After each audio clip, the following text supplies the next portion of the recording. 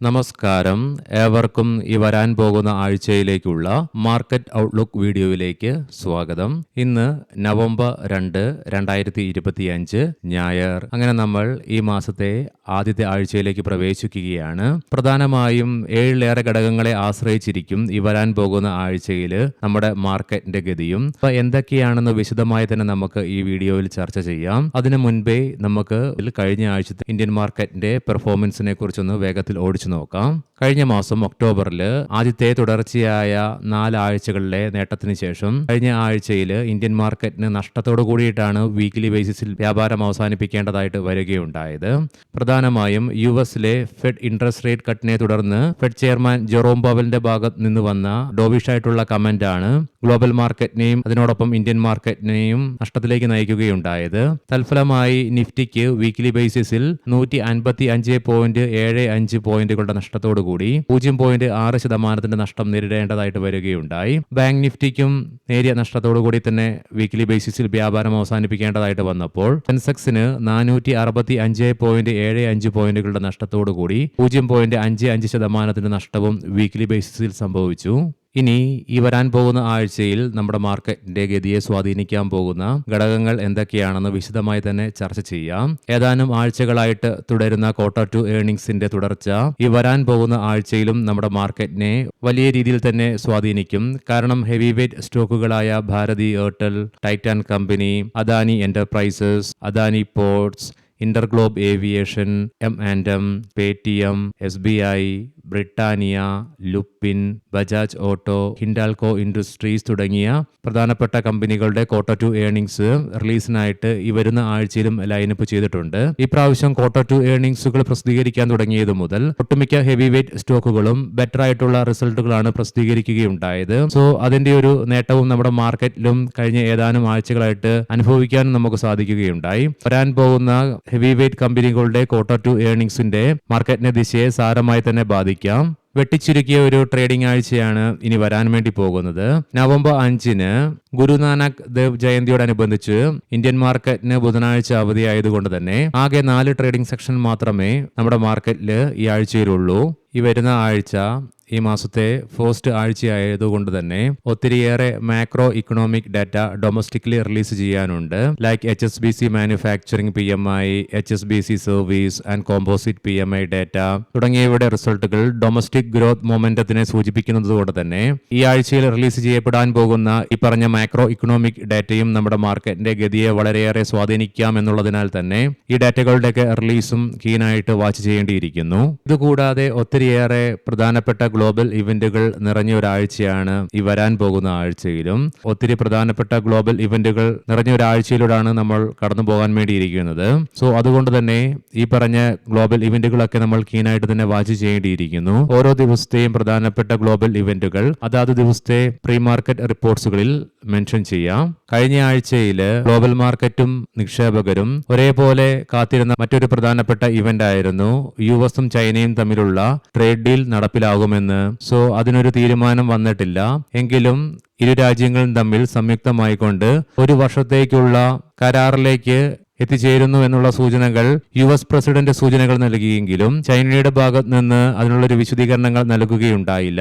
അതുകൊണ്ട് തന്നെ ഈ വരുന്ന ആഴ്ചയിൽ ചൈന US ട്രേഡ് ഡീലില് കാര്യമായ എന്തെങ്കിലും ഡെവലപ്മെന്റുകൾ സംഭവിക്കുകയാണെങ്കിൽ അത് ഗ്ലോബൽ മാർക്കറ്റിനെ പോലെ തന്നെ ഇന്ത്യൻ മാർക്കറ്റിനെയും സാരമായി തന്നെ ബാധിക്കും. അതുകൂടാതെ നിലവിൽ ഇന്ത്യയുടെയും USന്റെയും പ്രതിനിധികൾ ഉഭയകക്ഷി സമ്മതപ്രകാരം നടത്തിക്കൊണ്ടിരിക്കുന്ന ട്രേഡ് ഡീലിനെ കുറിച്ചുള്ള ചർച്ചകളുടെ പുരോഗതിയെക്കുറിച്ചുള്ള എന്തെങ്കിലും ഔട്ട്കം വരികയാണെങ്കിൽ അതും നമ്മുടെ മാർക്കറ്റിനെ സാരമായി തന്നെ ബാധിക്കും. അതുകൊണ്ട് തന്നെ ഗ്ലോബൽ ഡെവലപ്മെന്റ്സും നമ്മൾ ഈ ആഴ്ചയിൽ കീനായിട്ട് വാച്ച് ചെയ്യേണ്ടിയിരിക്കുന്നു. നിലവിൽ നിഫ്റ്റി 25,700 എന്ന ലെവലിന് തൊട്ടു മുകളിലായിട്ട് വ്യാപാരം അവസാനിപ്പിച്ച് നിലനിൽക്കുന്നത് കൊണ്ട് തന്നെ ടെക്നിക്കൽസിലേക്ക് വരുമ്പോൾ നിഫ്റ്റിയെ സംബന്ധിച്ചിടത്തോളം ഡൗൺ സൈഡിലേക്ക് 25,600 എന്ന ലെവൽ വളരെ ക്രൂഷ്യലാണ്. കാരണം ഈ ലെവലിലായിട്ടാണ് നിഫ്റ്റിയുടെ ഷോർട്ട് ടൈം മൂവിംഗ് ആവറേജ് ആയ 20-day EMA സ്ഥിതി ചെയ്യുന്നത്. തുടർന്ന് 25,400 എന്ന ലെവലും നിഫ്റ്റിയിൽ പ്രധാനമാണ്. കാരണം ഈ ലെവലിലായിട്ടാണ് നിഫ്റ്റിയുടെ ട്രെൻഡ് ലൈൻ സപ്പോർട്ട് സ്ഥിതി ചെയ്യുന്നതും. സോ അതുകൊണ്ട് തന്നെ ഈ വരാൻ പോകുന്ന ആഴ്ചയിൽ നിഫ്റ്റിയെ സംബന്ധിച്ചിടത്തോളം 25,500 എന്ന ലെവൽ സൈക്കോളജിക്കൽ സപ്പോർട്ട് ആണെങ്കിൽ കൂടിയിട്ടും 25,400 എന്ന ലെവൽ നിഫ്റ്റി ബ്രേക്ക് ചെയ്യുകയാണെങ്കിൽ സെല്ലിംഗ് പ്രഷറും അനുഭവപ്പെട്ടേക്കാം. ഇനി അതേസമയം നിഫ്റ്റിക്ക് ഇനി മുന്നോട്ടൊരു പ്രയാണം സാധ്യമാകണമെങ്കിൽ 26,000 എന്ന ലെവൽ അതിശക്തമായി മറികടന്നുകൊണ്ട് ഈ ലെവലിന് മുകളിലായിട്ട് ക്ലോസിംഗ് രേഖപ്പെടുത്തിയെങ്കിൽ മാത്രമേ 26,100 തുടർന്ന് നിഫ്റ്റിയുടെ നിലവിലെ റെക്കോർഡ് ഹൈ ആയ 26,277 എന്ന ലെവൽ മറികടന്നുകൊണ്ട് പുതിയ തലങ്ങളിലേക്ക് നിഫ്റ്റിക്ക് അതിന്റെ പ്രയാണം നടത്തുവാൻ സാധിക്കുകയുള്ളൂ. പ്രത്യേകം ശ്രദ്ധിക്കുക, ഇത് ട്രേഡ് റെക്കമെൻഡേഷൻ അല്ല, അനലിസ്റ്റുകളുടെയും എക്സ്പെർട്ടുകളുടെ അഭിപ്രായങ്ങൾ മാത്രമാണ്. എഡ്യൂക്കേഷൻ പർപ്പസിന് വേണ്ടിയിട്ടാണ് ഈ ലെവലുകൾ വിശദീകരിക്കുകയുണ്ടായത്. ജൂൺ മാസത്തിനു ശേഷം തുടർച്ചയായി 4 മാസങ്ങളായിട്ട് ഇന്ത്യ വിക്സ് 12 എന്ന ലെവലിന് താഴെയായിട്ടായിരുന്നു. ഒത്തിരിയേറെ വർഷങ്ങൾക്ക് ശേഷമാണ് കണ്ടിന്യൂസ് ആയിട്ട് ഇന്ത്യ വിക്സ് താഴ്ന്ന നിലയിലായിട്ട് സ്ഥിതി ചെയ്തുകൊണ്ടിരുന്നത്. എങ്കിലും ഈ 4 മാസങ്ങൾക്കിടയിൽ 2 ട്രേഡിംഗ് സെക്ഷനുകളിൽ ഇന്ത്യ വിക്സ് 12 എന്ന ലെവലിൽ ഇൻട്രാഡേ ബേസിസിൽ ക്രോസ് ചെയ്തെങ്കിൽ കൂടിയിട്ടും വീണ്ടും ഉടനടി തന്നെ ഫോൾ രേഖപ്പെടുത്തുകയുണ്ടായി. എന്നാൽ കഴിഞ്ഞ 2 ആഴ്ചകളിലേറെ കാലമായി ഇന്ത്യ വിക്സ് അതിശക്തമായ ഉയർച്ചയാണ് രേഖപ്പെടുത്തിക്കൊണ്ടിരിക്കുന്നത്. കഴിഞ്ഞ ആഴ്ചയിൽ മാത്രം 5% ഉയർച്ച വീക്ക്ലി ബേസിസിൽ ഇന്ത്യ വിക്സിൽ രേഖപ്പെടുത്തുകയുണ്ടായി.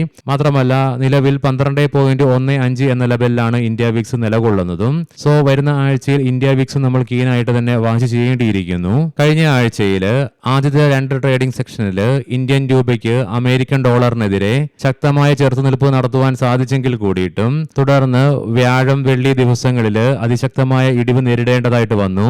തൽഫലമായി ഇന്ത്യൻ രൂപയ്ക്ക് അമേരിക്കൻ ഡോളറിനെതിരെ 1 രൂപയുടെ നഷ്ടമാണ് ഈ കഴിഞ്ഞ ആഴ്ച കൊണ്ട് മാത്രം സംഭവിക്കുകയുണ്ടായത്. തൽഫലമായി നിലവിൽ ഇന്ത്യൻ രൂപ അമേരിക്കൻ ഡോളറിനെതിരെ അതിന്റെ ചരിത്രത്തിലെ ഏറ്റവും താഴ്ന്ന നിലയിലായിട്ടാണ് സ്ഥിതി ചെയ്യുന്നതും. അമേരിക്കൻ ഡോളറിനെതിരെ ഇന്ത്യൻ രൂപയുടെ മൂല്യത്തിൽ ഉണ്ടാകുന്ന ഇടിവ് വിദേശ ധനകാര്യ സ്ഥാപനങ്ങളെ ഇന്ത്യൻ മാർക്കറ്റിൽ നിന്നും വികർഷിക്കുന്ന ഒരു പ്രധാനപ്പെട്ട ഘടകമായതുകൊണ്ട് തന്നെ മാത്രമല്ല ഇമ്പോർട്ട്സിലുള്ള എക്സ്പെൻസ് വർദ്ധിക്കുന്നതിനാൽ അത് കോർപ്പറേറ്റ് ഏർണിംഗ്സിനെ ബാധിക്കും എന്നുള്ളതിനാൽ തന്നെ ഇക്വിറ്റി മാർക്കറ്റിനെയും പ്രഷർ ചെയ്യും. സോ അതുകൊണ്ട് തന്നെ ഈ വരാൻ പോകുന്ന ആഴ്ചയിൽ അമേരിക്കൻ ഡോളറിനെതിരെ ഇന്ത്യൻ രൂപയുടെ പ്രകടനവും നമ്മുടെ മാർക്കറ്റിന്റെ ഗതിവിധികളെ സാരമായി തന്നെ ബാധിക്കും.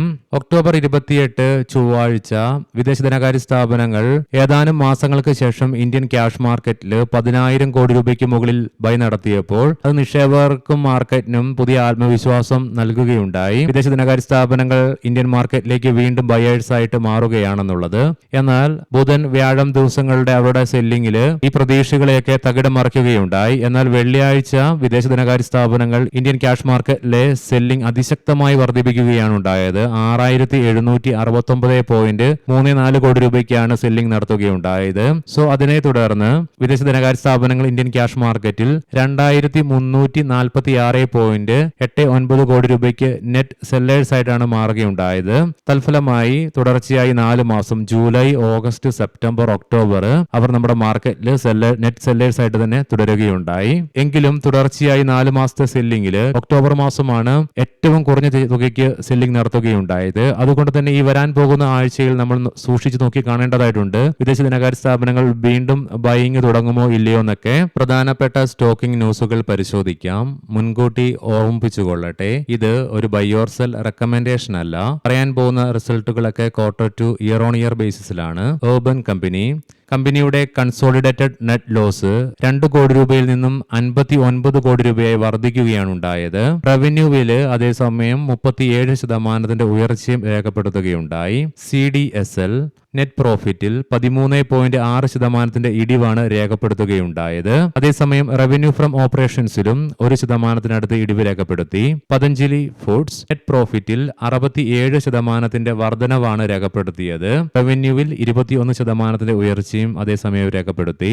ഡോക്ടർ ലാൽപത് ലാബ് 1:1 എന്ന റേഷ്യോയിൽ ബോണസ് ഇഷ്യൂവിനുള്ള അനുമതിയും കൂടാതെ 7 രൂപ ഡിവിഡൻഡ് പെർ ഷെയർ നൽകുവാനായിട്ടുള്ള അനുമതി കമ്പനിയുടെ ബോർഡ് നൽകുകയുണ്ടായി. നവംബർ 7, 2025 ഡിവിഡൻഡിന്റെ റെക്കോർഡ് ഡേറ്റ് ആയിട്ട് പരിഗണിക്കുന്നത്. Mahindra and Mahindra limited October മാസത്തെ ഓട്ടോ സെയിൽസ് ഡാറ്റ കമ്പനി പ്രസിദ്ധീകരിക്കുകയുണ്ടായി. 26% വർധനവാണ് ടോട്ടൽ സെയിൽസിൽ രേഖപ്പെടുത്തുകയുണ്ടായത്. അതേസമയം ഡൊമസ്റ്റിക് പാസഞ്ചർ വെഹിക്കിൾസിന്റെ സെയിൽസിൽ 31% വർധനവും രേഖപ്പെടുത്തി. SKP സെക്യൂരിറ്റീസ് നെറ്റ് പ്രോഫിറ്റില് 25.82% ഇടിവ് രേഖപ്പെടുത്തിയപ്പോൾ സെയിൽസിൽ 3.64% ഇടിവും രേഖപ്പെടുത്തി. ദ ഫോണിക്സ് മിൽസ് കമ്പനിയുടെ കൺസോളിഡേറ്റഡ് നെറ്റ് പ്രോഫിറ്റിൽ 39% വർധനവ് രേഖപ്പെടുത്തിയപ്പോൾ ടോട്ടൽ ഇൻകം 955.06 കോടി രൂപയിൽ നിന്നും 1146.21 കോടി രൂപയായിട്ട് ഉയരുകയുമുണ്ടായി. ഏവർക്കും നല്ലൊരു സായാഹ്നം ആശംസിക്കുന്നു. നാളെ രാവിലെ പ്രീ മാർക്കറ്റ് റിപ്പോർട്ട്സുമായി കണ്ടുമുട്ടാം. നന്ദി, നമസ്കാരം.